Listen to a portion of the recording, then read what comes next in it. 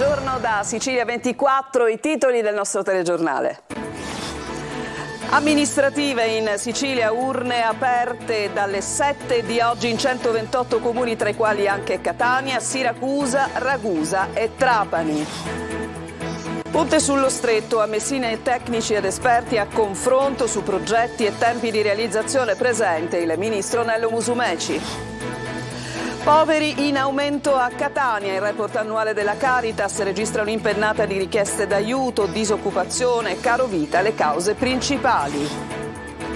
Dipendenze dal web e dai social in crescita tra i giovanissimi, gli psicologi lanciano un appello per limitare l'utilizzo di cellulari e computer.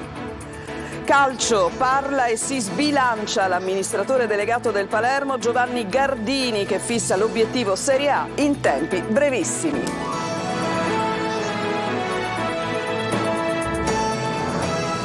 Trovati da Sicilia 24, urne aperte dalle 7 di questa mattina in 128 comuni siciliani in cui si vota per eleggere i sindaci e per rinnovare i consigli comunali. I seggi rimarranno oggi aperti fino alle 23, domani riapriranno alle 7 per chiudere alle 15, subito dopo comincerà lo spoglio. La popolazione coinvolta è di 1.387.169 abitanti, di cui 301.104 anche per le elezioni di 6 consigli circoscrizionali e dei rispettivi presidenti a Catania. Sono 4 i capoluoghi di provincia chiamati alle urne: Catania, Ragusa, Trapani e Siracusa.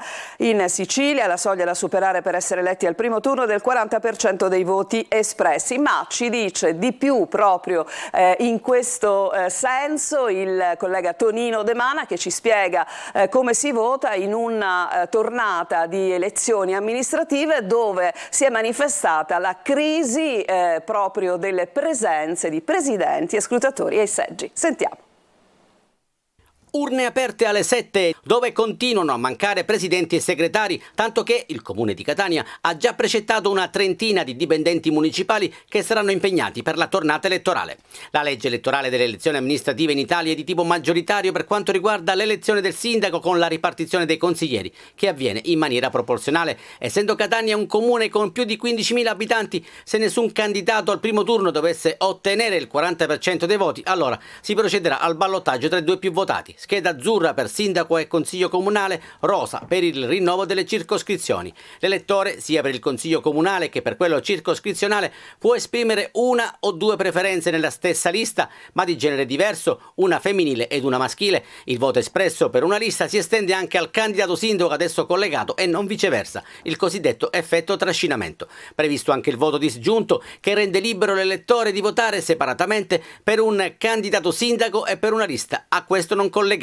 Sono ore frenetiche al centro di coordinamento elettorale allestito a Palazzo degli Elefanti, dove si registra un via vai di rinunce di presidenti di seggi e segretari.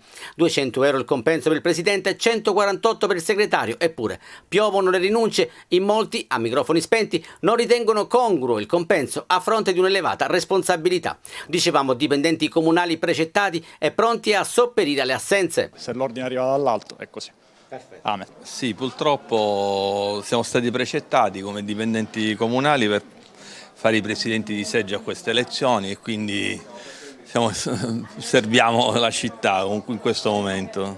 Probabilmente ci sono più ragioni, c'è una disaffezione per l'impegno, per la politica da parte dei cittadini, molte responsabilità e il compenso è abbastanza contenuto. Insomma, un insieme di fattori spinge le persone a rinunciare. In passato in effetti non c'era necessità di precettare noi dipendenti. Per chi avesse smarrito il certificato elettorale potrà presentarsi al centro anagrafe di Corso Indipendenza di Via La Marmora oppure nelle sedi delle 6 circoscrizioni. Un terremoto di magnitudo 4.0 è stato registrato alle 6:44 all'Istituto Nazionale di Geofisica e Vulcanologia, nella zona di Catania, in particolare nella zona di Milo. Al momento non ci sono ulteriori informazioni, se non il fatto sicuramente confortante che non è giunta alcuna segnalazione di danni a cose o persone. Le sale operative dei Vigili del Fuoco, dopo appunto la scossa, come hanno reso noto proprio i vigili del fuoco stessi. A Messina si continua a discutere del ponte sullo Stretto. Dopo l'approvazione del decreto, gli esperti adesso si confrontano su come realizzarlo. Sentiamo Francesco Triolo. Una dicotomia ormai superata dai fatti, perché il ponte sullo Stretto, che ha diviso in pro e contro, adesso magari continuerà a farlo, ma più sulle modalità per realizzarlo. Il decreto ponte approvato dal Parlamento ha dato il via libera alla realizzazione dell'opera adesso a Messina, ma non solo. Si discute sul come e sul quando. Così una 2 giorni organizzata dall'Istituto Nazionale di Geologia tra Reggio Calabria e Messina ha messo a confronto tecnici ed esperti, ponendo l'accento su una serie di interrogativi legati alle criticità e alla sicurezza, ma l'indicazione è chiara e arriva dal governo.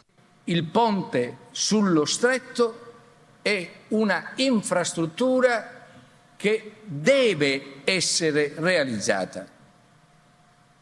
Poi voi deciderete come realizzarla. Non chiedetelo a noi politici. E non diteci neppure che non si può realizzare, perché altrimenti abbiamo perso la partita prima ancora di cominciare a giocare. Sulla stabilità del ponte è intervenuto il presidente nazionale dell'INGV, Carlo Doglioni, che ha ricordato come lo Stretto di Messina abbia correnti sottomarini molto forti che con altri fattori hanno portato a pensare alla campata unica, ma ha evidenziato anche come il progetto del 2012 debba essere rivisto in funzione dell'energia che la zona sta accumulando, prevedendo terremoti del 7° grado, stesso pensiero dei geologi italiani. Sicuramente sì, con i dovuti accorgimenti. È ovvio che un progetto datato 2012 debba essere aggiornato secondo la nuova normativa sismica, secondo i nuovi dati che ci sono sia sulla geologia strutturale, sulla esatta localizzazione delle faglie, sulle faglie che hanno generato poi il terremoto del 1908, ma anche sulla valutazione delle accelerazioni sismiche, che devono naturalmente essere quelle massime ipotizzabili. Il dibattito è anche sulle opere compensative, o meglio le infrastrutture che dovranno essere a supporto del ponte, al di là dei pilastri che saranno posti a Torrefaro. Occorrerà infatti rimodulare tutta l'urbanizzazione della città. Obiezioni alla realizzazione del ponte arrivano da un dossier preparato da un pool di esperti per conto delle ONG ambientaliste Kyoto Club, l'IPU e WWF. Secondo lo studio, il ponte sullo Stretto di Messina è inutile e dispendioso dal punto di vista economico, rischioso dal punto di vista tecnologico, dannoso dal punto di vista ambientale, e la legge sul ponte potrebbe essere anticostituzionale. Noi adesso ci fermiamo, c'è una pausa, a tra poco.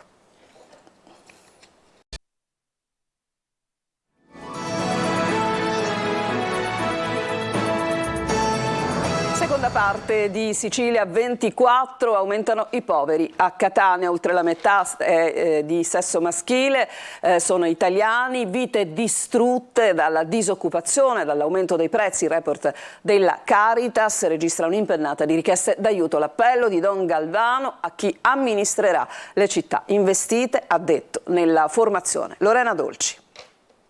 In maggioranza è uomo italiano di età compresa tra i 34 e i 54 anni e con problemi abitativi. È questo il profilo tipo dell'utente che si rivolge alla Caritas di Catania per chiedere aiuto.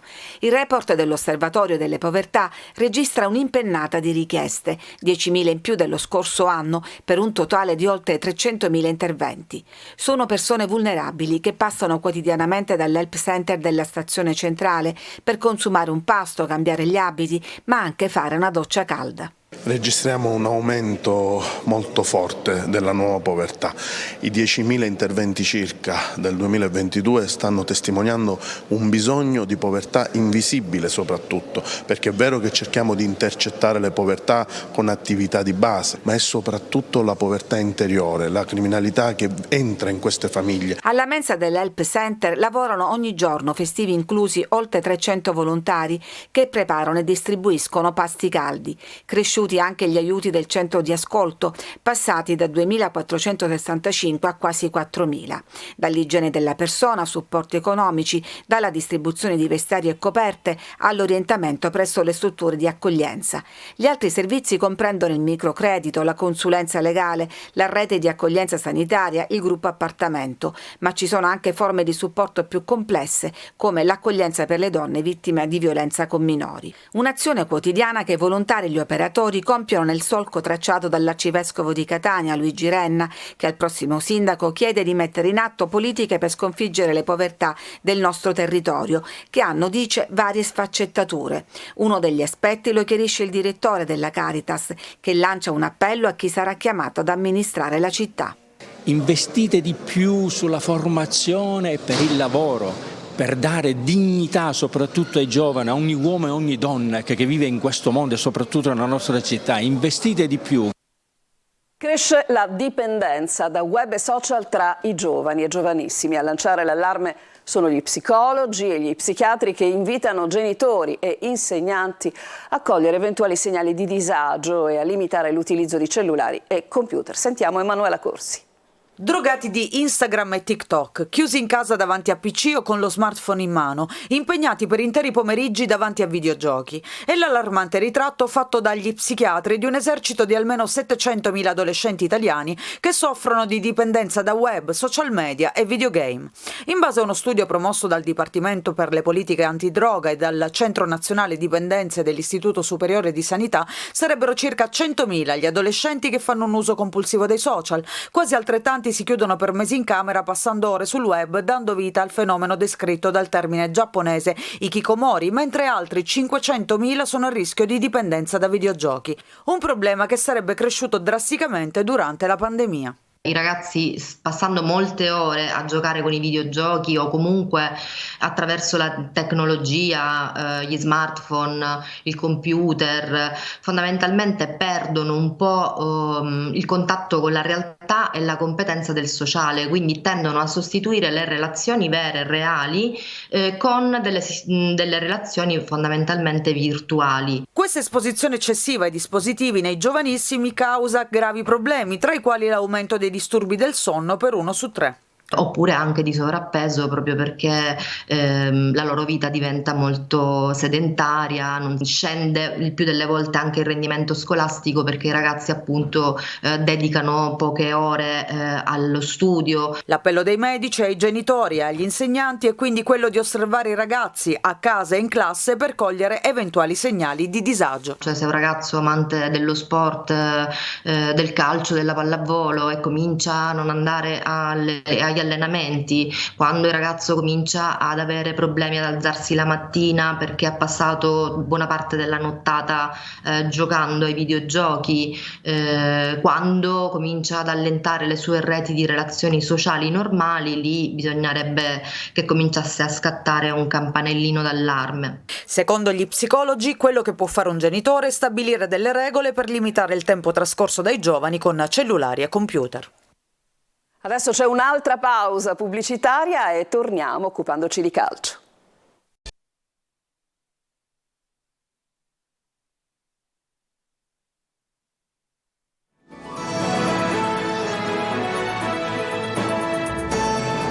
Tornati in studio a Palermo, parla e si sbilancia l'amministratore delegato del club rosanero Giovanni Gardini, parla di futuro, dice con metodo e programmazione vogliamo raggiungere la Serie A il prossimo anno. Marco Gullà. Una stagione positiva, ma adesso dobbiamo alzare la qualità. È il trailer dell'intervista con cui l'amministratore delegato del Palermo, Giovanni Gardini, ha fatto scorrere i titoli di coda sulla stagione appena conclusa. Rammarico per i playoff non centrati, ma la testa è già al prossimo campionato. Vincere è un obiettivo che abbiamo, però dobbiamo stare bene attenti a non vincere per casualità. La casualità non produce nessun tipo di beneficio se non il piacere momentaneo. Noi invece dobbiamo creare le solide basi per avere un club importante nella massima serie. Il tempo è quello che ci vorrà e che si renderà necessario, però è chiaro che il percorso è segnato ed è fatto da comportamenti che devono essere giorno per giorno messi assieme uno all'altro per poter arrivare il prima possibile dove ci siamo prefissati. Eugenio Corini confermato, Brunori prolungherà il contratto e poi il mercato dovrà mettere le ali ad una squadra che secondo Gardini deve iniziare a puntare in alto, ma sempre con prudenza. Noi riteniamo che con metodo, con programmazione, con serietà, con competenza, con queste cose a Palermo si possono ottenere risultati quasi inimmaginabili, perché il tifoso è giusto che debba sognare. Noi siamo dispiaciuti alla fine per non essere riusciti a dare loro la soddisfazione di portare la squadra ai playoff. Però dobbiamo ricordarci ed essere onesti da dove siamo partiti e quello che abbiamo ottenuto in una stagione. Programmazione e metodo, le due parole più volte pronunciate da Gardini nel corso dell'intervista. Un percorso quindi ancora all'inizio. Intanto Rosanero in vacanza, adesso palla alla società. Questa edizione di Sicilia 24 termina qui, io vi ringrazio per averci seguito, vi do appuntamento con la prossima edizione del nostro telegiornale su Telecolor alle ore 14, vi lascio adesso in compagnia di Emanuela Corsi e la rassegna stampa. A tutti una buona giornata.